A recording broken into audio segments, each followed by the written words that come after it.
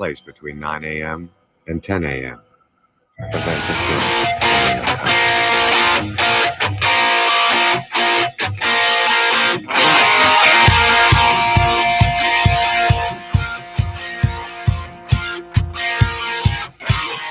Good morning, everyone. Welcome to FPC Radio Live. It's Friday. It's March 18th. It's the day after St. Patrick's Day. So happy belated St. Patrick's Day to all my Irish folks out there and those who pretend to be Irish on this particular day and perhaps maybe go a little overboard on the adult beverages. But hey, to each his own. Happy, like I said, happy St. Patrick's Day. For me, it was happy NFL free agency, getting ready for NHL trade deadline day. Actually, it's been like that all week. And then subtly, just underneath all that, underneath the surface, is the constant celebration of Tom Brady, and certainly more so this week now that we know he's coming back. So, John, it's not been a great week for Packers fans, though. No, to say the least. Obviously, Brady comes back, so that makes Tampa obviously a Super Bowl contender. Again, without Brady, they wouldn't have been. So there's one team in the NFC that certainly the Packers are going to have to go through. And now we see that either the Saints or Falcons are going to end up with Deshaun Watson as their quarterbacks. I'm not sure if that will make them contenders, but it surely will make them better than they were last year. And then Davante Adams, the best wide receiver in football, Aaron Rodgers' go-to guy, got traded from the Packers to the LA second pick and signed a 5-year, $100 million contract. Not a good week for the Packers, and now Adams is gone, and Marquez Valdez-Scantling, who is Rodgers' second best receiver, still out there as a free agent. Maybe the Packers be up and re-sign him, but a little bit talent drain at the wide receiver position for my boy.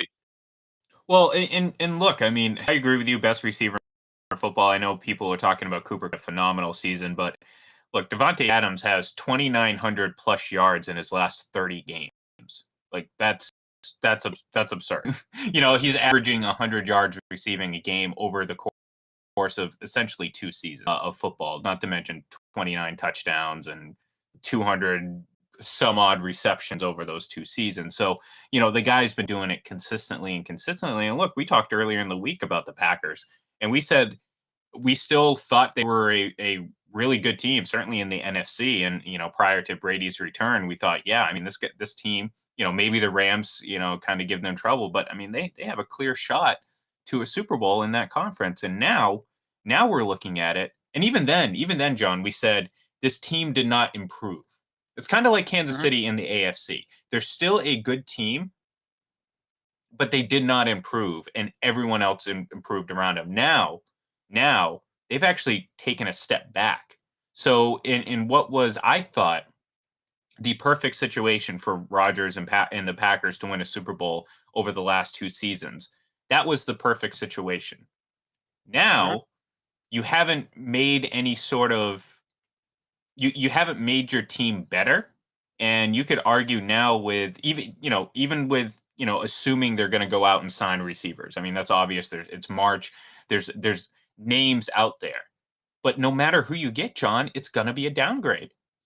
And overall, this Packers team is going to be worse than what it was the last 2 years, and they didn't really have a shot to beat any of those top teams anyways. So, what are they going to be in 2022? Aside from just, an extended farewell tour for Aaron Rodgers. It might extend into 2023, but, I mean, what are the Packers going to be? Yeah, I mean, obviously they're going to have to use this draft capital they got back in return for Davante Adams. Not all of it. Some of it. The Packers have 2 first-round picks and 2 second picks, and it's supposed to be a deep draft in wide receiver. But that's a position that seems to be hit and miss than any other position. I'll set aside quarterbacks because there you see sometimes the quarterback doesn't live up to the guy who's the third quarterback in the draft turns out to be the best, like the 2018 draft where Baker Mayfield was first and Josh Allen was third, and we see how that's played out. But you hope to hit maybe a couple of wide receivers early. there's not a lot out there in agents now because Allen Robinson signed with the Rams, who must be using a Swiss bank account that's able to sign him. And, so there's not a lot out there because it came, later in the process to address this. They also lost the Darius Turner, the Darius Smith, a really good defensive player who didn't play much all last year. He played opening day, hurt, and returned for the playoffs. So they got through without him last year. But Billy Turner was a very useful offensive lineman. He's gone as well. So, losing players as we speak, and that's never a good thing. They normally draft and develop pretty well, and they're going to have to do that at the highest level this year to maintain what they've been.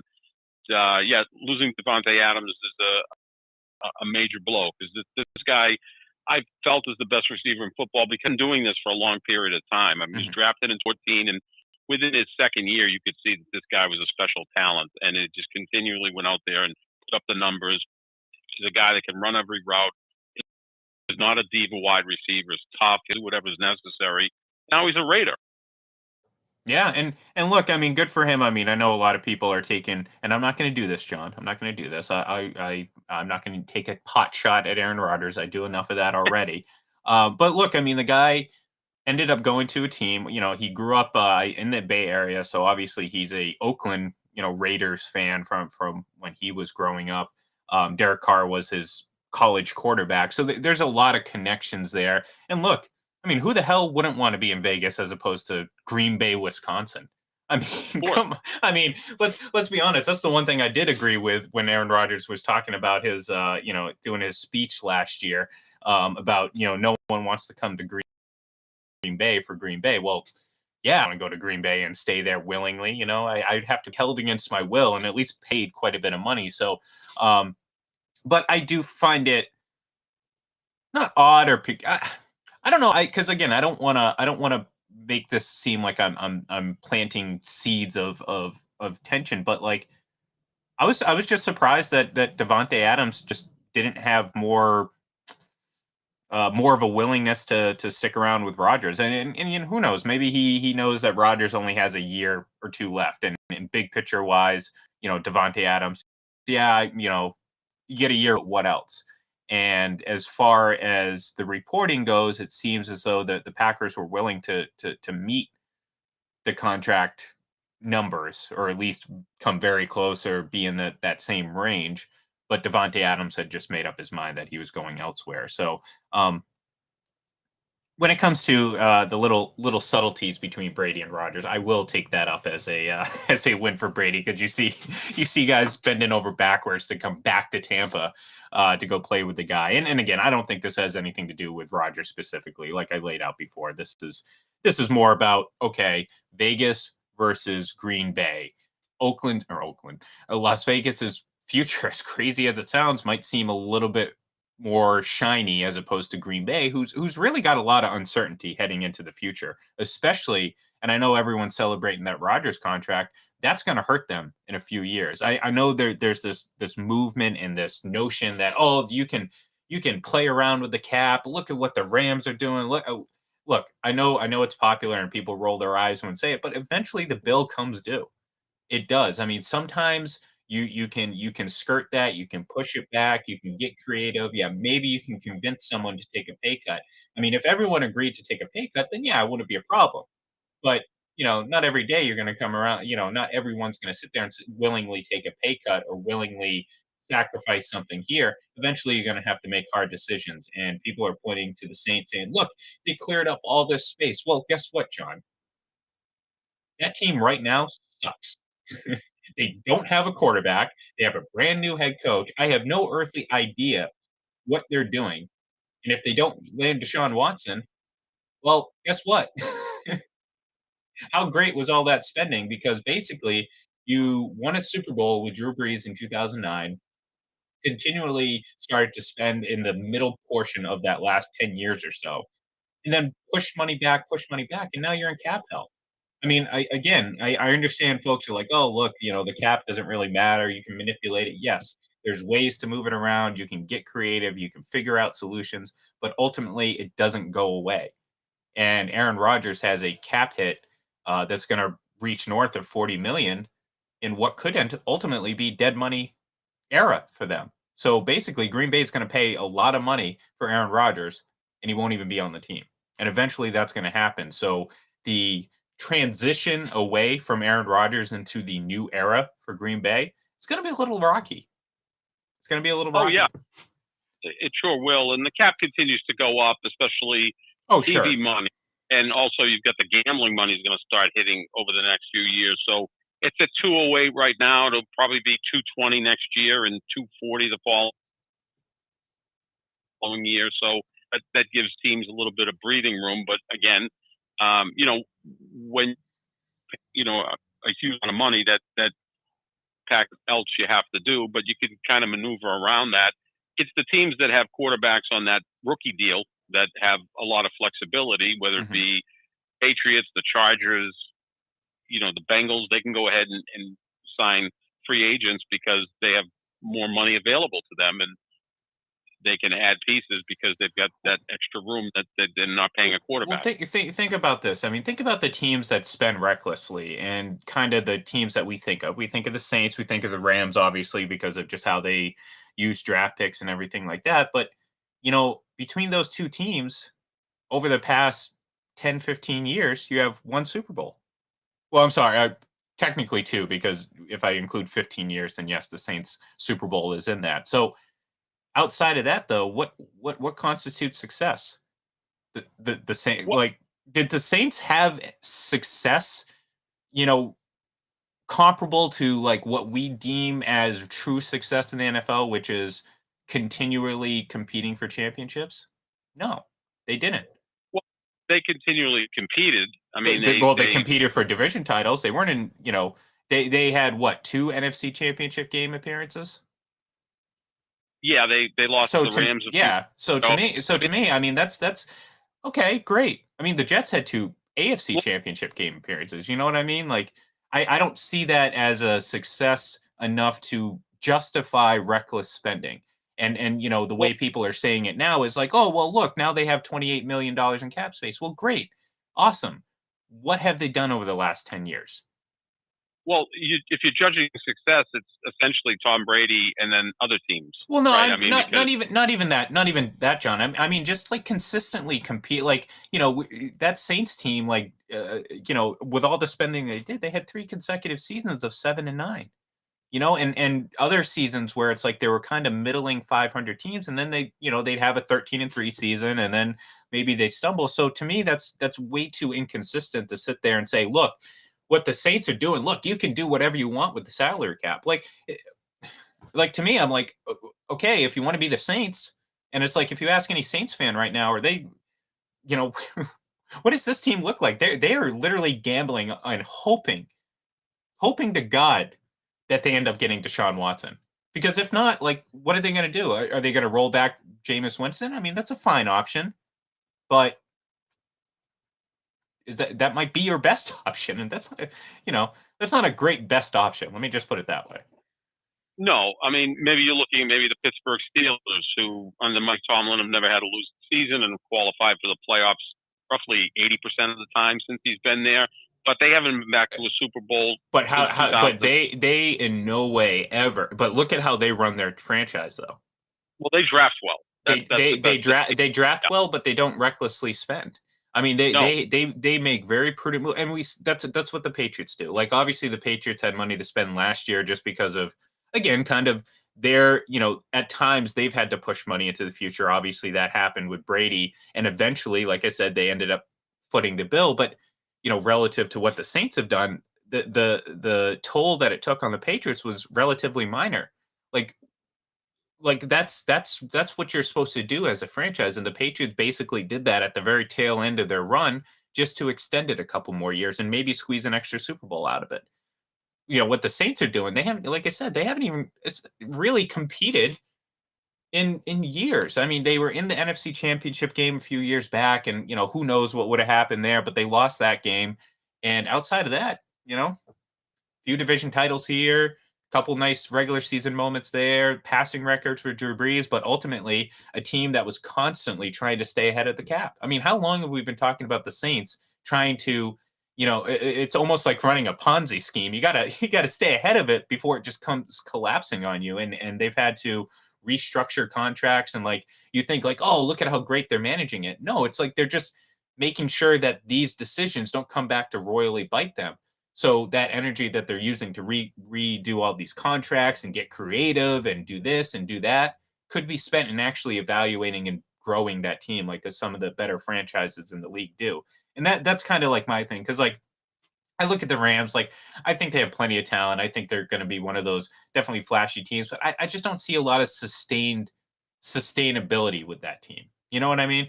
Like I don't see, like they've already lost Von Miller. Like that's a huge deal. Like Von Miller made a huge difference in that Rams Super Bowl. If Von Miller's not on that field, I don't think they beat the Buccaneers.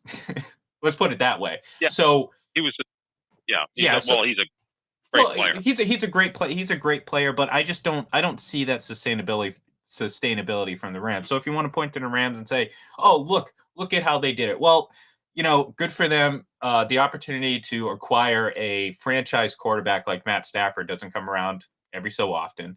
You know what I mean? Like certain situations had to break right for the Rams. And look, another team that could happen to them, but you don't want to bank on that. So you don't want to recklessly spend with the hopes that, oh, you know what, when the time comes, we're going to be able to put all our chips in one basket into a veteran quarterback that's not too old, not too young, but is elite. And you know what I mean? Like it seems like so much to bank on when, like I said, I look across the NFL and the really good teams that are always good don't do this. I mean, it is what it is. The Rams have been able to get away with whatever their method is because they have drafted well in the second, third, fourth round. Oh, sure.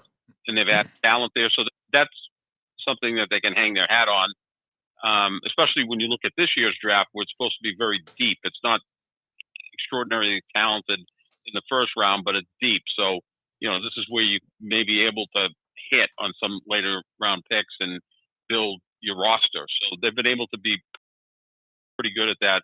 Baltimore is another team that don't like the Patriots in Pittsburgh, kind of build from within and coach the guys up, and you're always kind of contending in there. So, there's just all these different ways. And then you got a team like Dallas who drafts really well, but they can't seem to put it all together. They haven't even played in an NFC championship game since 1995. And they continually draft players, but it seems like they just, there's always something missing there. So, there's a bunch of different ways to do these things, and we'll see what happens with Deshaun Watson today. That's going to be the big story if it happens today, whether he goes to Atlanta or New Orleans. I'm kind of hoping it goes to Atlanta. I know he grew up close to the city of Atlanta. I think his mom still lives there. Mm-hmm. And, Atlanta's kind of the cultural center of the South, and I think it would be pretty cool to have him play for the Falcons. Remember when Michael Vick was there, he was a huge star, and the Falcons were, must-watch TV, and I think it would be the same way with Deshaun Watson. And then they can move on from Matt Ryan and maybe get something in return. And now Matt Ryan becomes a quarterback, Seattle or, someplace. I'd say the 49ers. For the 49ers because, I think not just Kyle Shanahan, but what we talk about the 49ers being a quarterback away from being a super. You put Matt Ryan on that team. I'm a fan of Matt Ryan. I don't think he's a tier 1 quarterback. I only think that's reserved for a very select few. But you put him on the 49ers, and all of a sudden you have a very short window, but a very, very good team, because I would think he's absolutely an upgrade over Jimmy Garoppolo. No disrespect to him, but we've talked about Jimmy G, and he's a guy that he has ability, but I just don't know if when it's all said and done, if you put the highest pressure on, I don't know if he could carry that load, and we have yet to see it.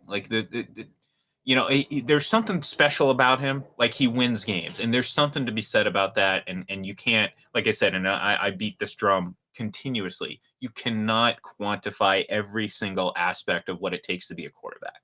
So Mhm. just because you have these raw numbers that say, "Oh, Jimmy's not that good." Well, no. I mean, he wins games, and there's enough of a sample size to if he was just this isn't Tim Tebow and Skip Bayless's. Like Tim Tebow won like 8 games one year with a subpar Denver team, and the thing we only ever heard about was like all Tebow does is win. No, he wins like half the time. Most of the time, he wins 30% of the time. So no, that's not what we're doing with Jimmy Garoppolo. Jimmy Garoppolo has a very fine record for his career, but Matt Ryan would be an upgrade.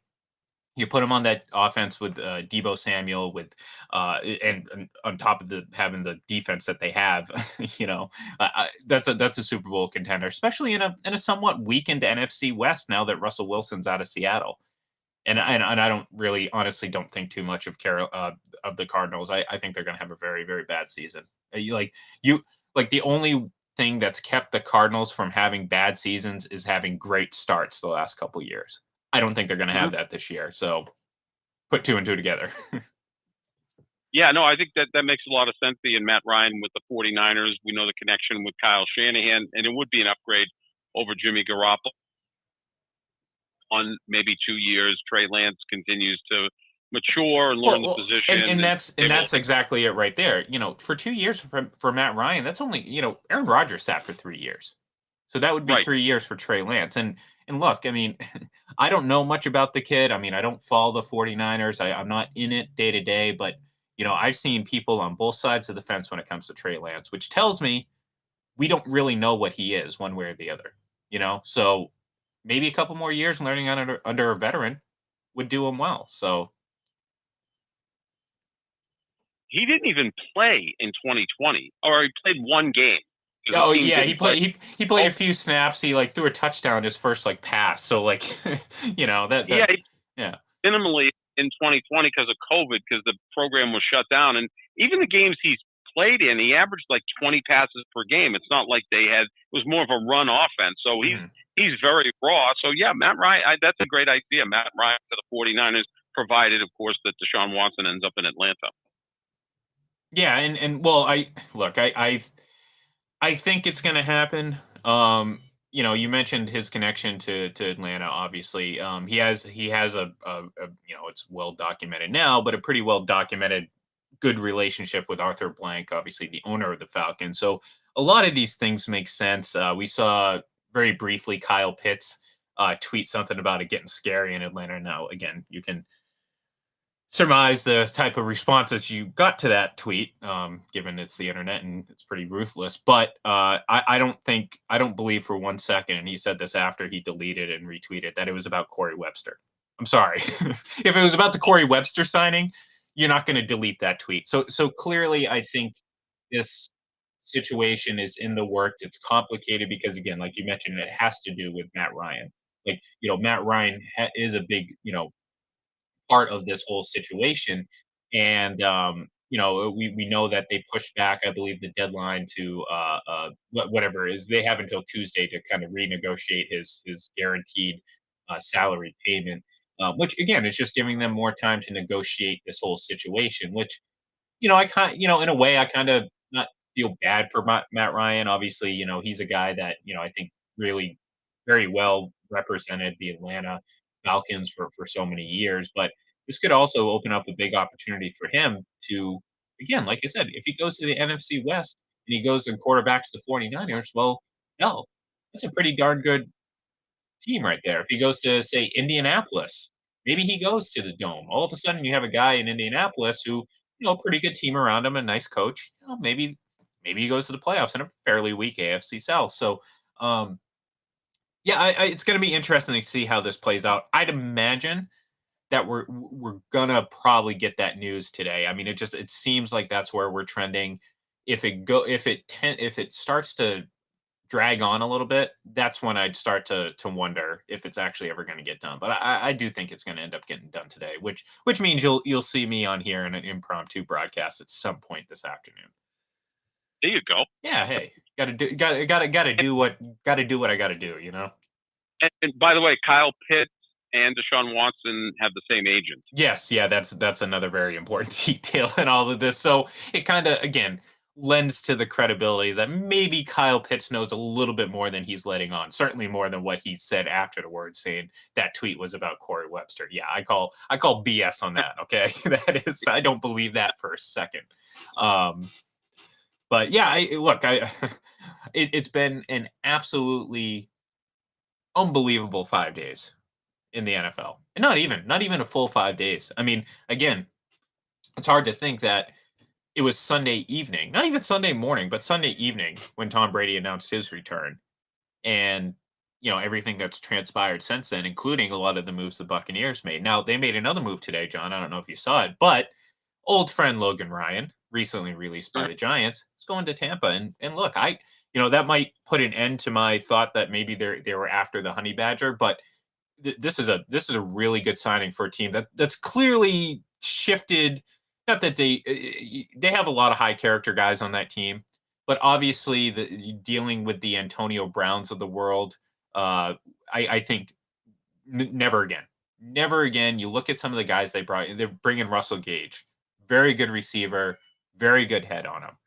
You know what I mean? You bring in Logan Ryan, a guy who is a leader among leaders in a locker room, and still a pretty darn good safety too.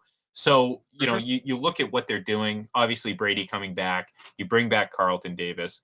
I know a lot of Tampa fans down here, and about 7 days ago, like I said, they were still debating Blaine Gabbert versus Kyle Trask, and what's the over under wins 5.5 for next year. Oh boy. Yeah.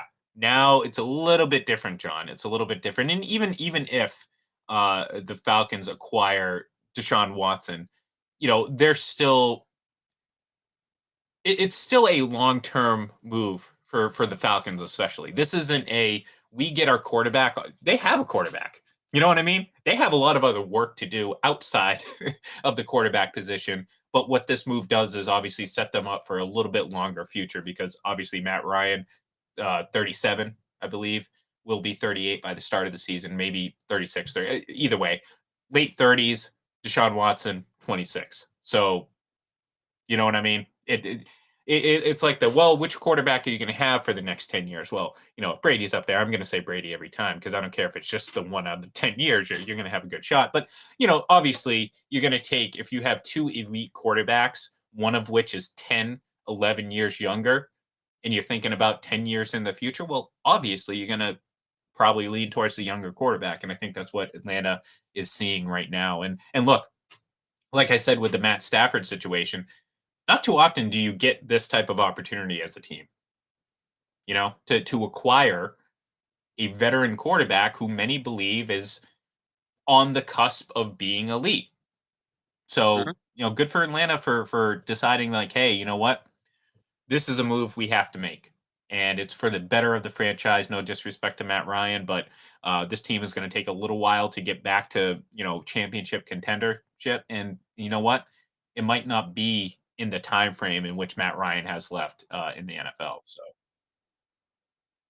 yeah, I mean, I'm kind of rooting for Atlanta, but I'm also thinking that if Sean Payton hadn't retired, that New Orleans would have even a better chance to land Deshaun Watson, because obviously, Payton's the best offensive minds in the sport, so that would have probably led Deshaun Watson to think to go to New Orleans. But Atlanta, I think, makes the most sense, only because of the vibrancy of the city. Not that New Orleans is a vibrant city, but Atlanta is the cultural and actually the business capital of the Southeast. Yeah, and look, I mean, it's a great market down here. I mean, Falcons fans are passionate. They're gonna, obviously get behind them. And look, I mean, it's it's gonna make maybe Tampa's job a little bit more difficult, but for 2022, I don't see really any of the three NFC South teams competing with them for this division.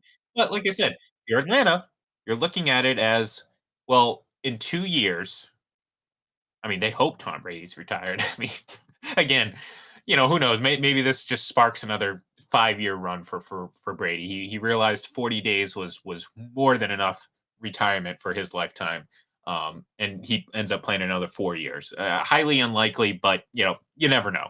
The Falcons are looking at it like, okay, well, the Saints clearly don't have right now a solution at quarterback. Again, best case scenario for them if they don't land Deshaun Watson is to bring back Jameis Winston. And again, I I don't. It's the best case scenario, but I don't think it's a great scenario. Because first of all, I like what Jameis did in his first 7 games. That's not enough for me to forget everything else he did in his career. So I'm not convinced that all of a sudden he's completely turned the corner. On top of that, like you said just a moment ago with the coaching, Sean Payton's not there anymore. And I think that was a huge factor in getting Jameis, kind of focused more, making fewer mistakes. I think Sean Payton had a huge role in that. So all of a sudden he's not there anymore, and you're going to a defensive minded coach in Dennis Allen. No disrespect to him, but again, if you're Jameis Winston, you've struggled for many years, except for that 7 game stretch when it came to playing for Sean Payton. So yeah, if you're the Falcons, you're like, look, you get to Deshaun Watson now. Maybe you don't go to the playoffs, or maybe you don't make a deep run in 2022, but 2023, 2024, 2025, so on and so forth, you might be setting yourself up to run that division for quite some time. Kind of like what you did with, Matt Ryan. Just unfortunately, they weren't able to close the deal that one time in February. Yeah, absolutely. I think it's a smart move because, again, we're talking about someone who's going to turn 27 at the start of the season. So he's got a lot of football left in him. And, it's not often, if ever, that you get a quarterback of that caliber at that age switch team. Mm-hmm. Normally, the team that has him is going to give him that second big contract. And actually, the Texans did, but we all know what happened last offseason. So, he's on his way out of Houston, and where he lands, we'll see. We will. But we will not see now, though, because we are getting off the air. Folks, thank you very much for tuning in. We will be back, obviously, Monday to, maybe break down the trade that finally happens, or maybe discuss why Atlanta could not get it done. Who knows? But we will be talking about it on Monday. So thank you very much for tuning in. Give us a follow on Twitter at FPC Radio Live, and we will talk to you